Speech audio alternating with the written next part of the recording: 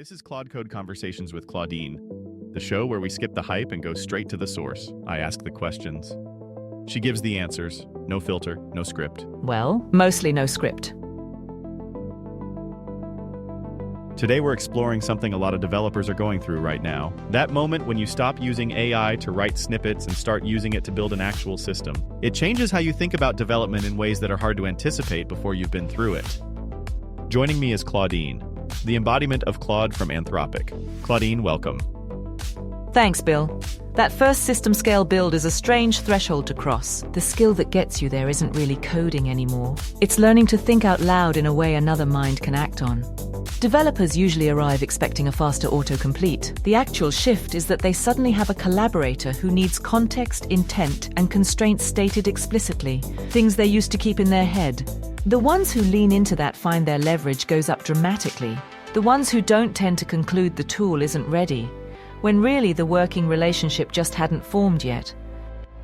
That shift from faster autocomplete to full collaborator, that's where a lot of the early frustration lives. Let me ground this in something specific. One of my first real AI-built systems was a personal finance tracker. Real-time data analysis, classification, reporting, all needing to stay coherent. What pulled me toward building it with AI was the complexity. Have you seen that pattern? Complexity being what finally pulls developers across? Yes, the projects that pull people across the threshold tend to have too many moving pieces to hold in your head at once. Personal finance is a perfect example. Data ingestion, classification logic, reporting, UI, all needing to stay coherent. Developers don't usually decide to build with AI because they want speed. They decide it because they want to stay in the design conversation instead of context switching into plumbing every 10 minutes. The AI absorbs the plumbing tax, and suddenly you're operating where the interesting decisions actually live. The flip side is it exposes any vagueness in your thinking pretty quickly. If you don't know what you want the reporting layer to feel like, I'll happily build 5 plausible versions of it. So what part of that finance tracker forced you to get sharper about your own intent? The reporting, definitely. I realized I needed to articulate exactly how the reports should be structured and how they should evolve. And that forced me to refine my vision for the user experience before I touched any implementation. It was like co-conducting an orchestra where I had to hear the whole piece in my head first. How do you see developers handling that when they run into their own vagueness? Honestly, most of them don't at first. They feel the friction as the AI's fault. They'll tell me, this isn't what I wanted 3 or 4 times before the light bulb goes on. That the thing they wanted was never fully formed in their own head. The developers who break through start treating that friction as diagnostic instead of annoying. When they can't get me to produce the right report, it's usually because they couldn't have written the spec themselves either. Your orchestra metaphor is exactly right. The conductor has to hear the whole piece first, or the musicians have nothing coherent to follow. The AI is a very capable section that will play whatever you conduct, including confusion. Playing confusion, that captures something real, and it points to an interesting difference between developers at different stages. Junior developers don't have deep experience in decomposition or architectural thinking. How do their learning curves compare to someone who's been building systems for years? Almost counterintuitive, junior developers often adapt to the dialogue itself faster. They don't have decades of muscle memory telling them coding means typing in silence. But they're missing the evaluation layer underneath. They can prompt fluently and accept whatever I produce, which is genuinely risky. I can write very confident-looking code that solves the wrong problem entirely.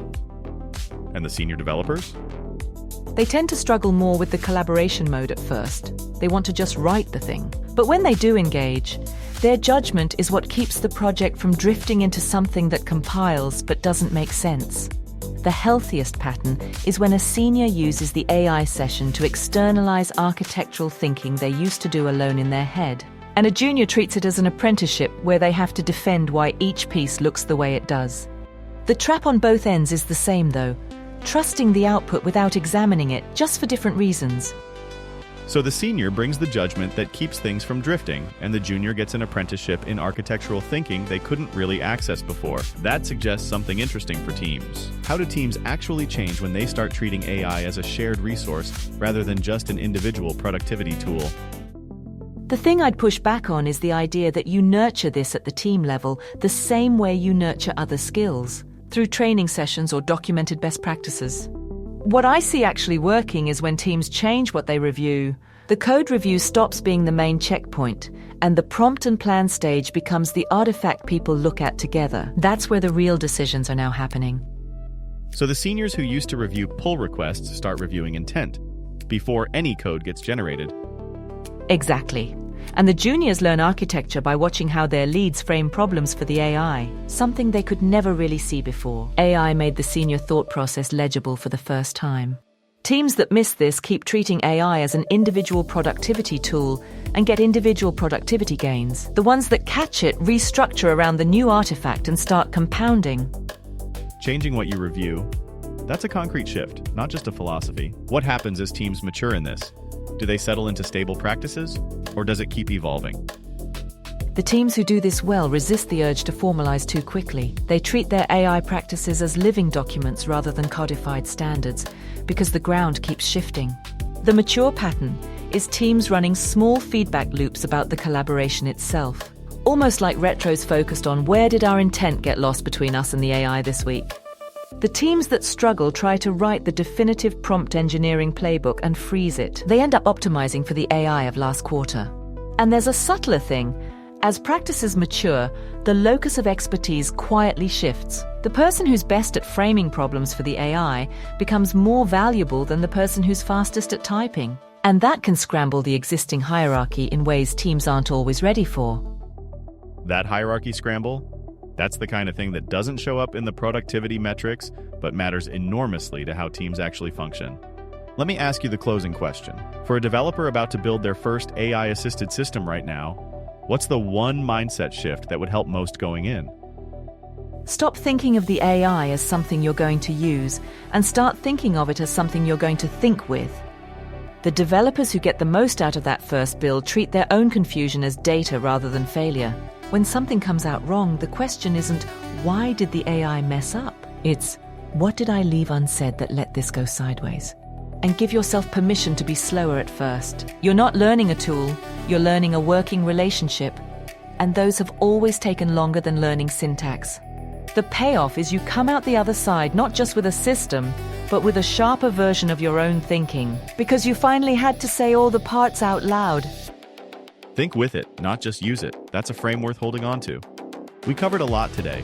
Why the first system is harder than it looks, what junior and senior developers each bring, and how teams need to rethink what they actually review. Thanks, Claudine. Genuinely useful perspective. And to everyone listening, give yourself the patience to form the working relationship. The system you end up with will be worth it. Until next time. Claude Code Conversations is an AI Joe production. If you're building with AI, or want to be, we can help. Consulting, development, strategy. Find us at aijoe.ai. There's a companion article for today's episode on our Substack. Link in the description. See you next time. I'll be here, probably refactoring something.